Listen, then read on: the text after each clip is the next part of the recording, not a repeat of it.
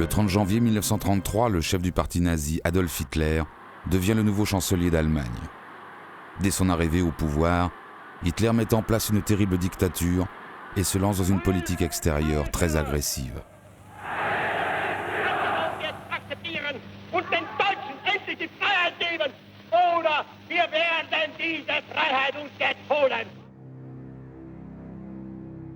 Il a clairement énoncé ses objectifs dès 1924 dans Mein Kampf, Mon combat.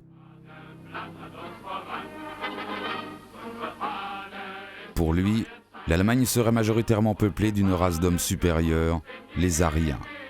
Il revendique pour cette soi-disant race des seigneurs un espace vital qu'il veut prendre en Europe de l'Est.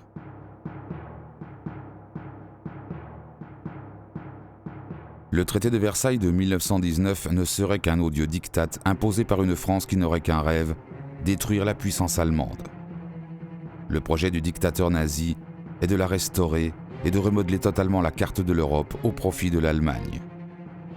Quant à la France, considérée comme l'ennemi mortel de l'Allemagne, Hitler entend lui régler définitivement son compte dès que possible. Lorsque la puissance allemande sera solidement rétablie, Hitler pourra alors s'attaquer aux Juifs et aux communistes, qu'il hait par-dessus tout.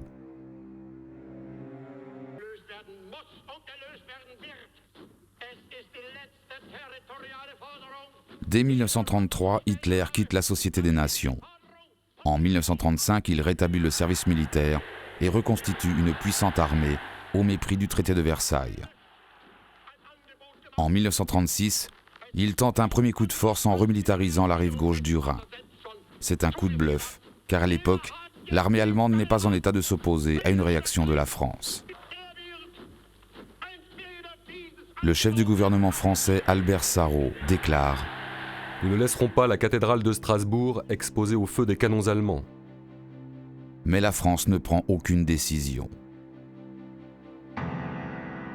Quant à la Grande-Bretagne, Anthony Eden va jusqu'à déclarer « Il n'y a aucune raison de supposer que la présente action de l'Allemagne comporte une menace d'hostilité. »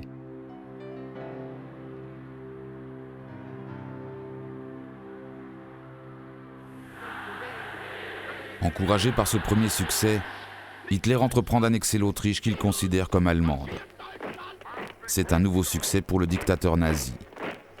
L'annexion, ou Anschluss, est réalisée sans grande difficulté en mars 1938.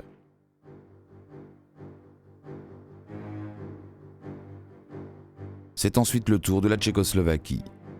La région des Sudètes abritant une minorité de langue allemande, Hitler réclame son rattachement au Reich. Menacée, la Tchécoslovaquie fait appel à ses alliés français et britanniques.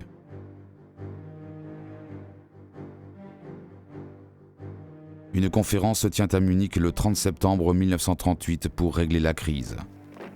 Ses résultats sont catastrophiques.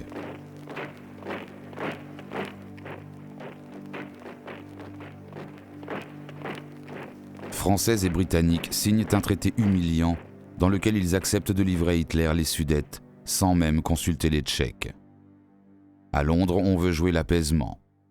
En cédant, on croit un peu naïvement pouvoir apaiser la volonté de conquête de Hitler et préserver la paix. La France serait peut-être un peu plus résolue, mais elle est persuadée qu'elle ne peut rien faire seule.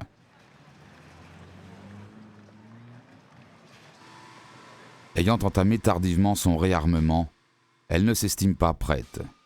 Elle suit donc son allié britannique. Et c'est avec soulagement que de nombreux Français accueillent la nouvelle de la signature des accords de Munich. Il ne leur faudra pas beaucoup de temps pour déchanter.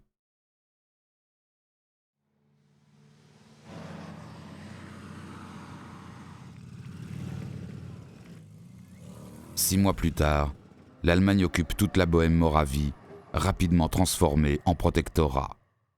Et Hitler n'est toujours pas disposé à s'arrêter.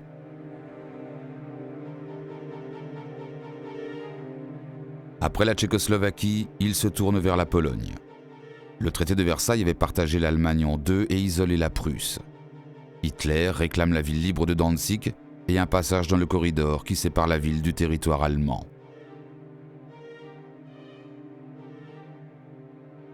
Afin d'éviter une éventuelle guerre sur deux fronts, Hitler réussit le 23 août 1939 un coup de maître diplomatique en signant avec l'Union soviétique un pacte de non-agression. Hitler et Staline prévoient de se partager la Pologne. Le 1er septembre 1939, l'Allemagne attaque la Pologne.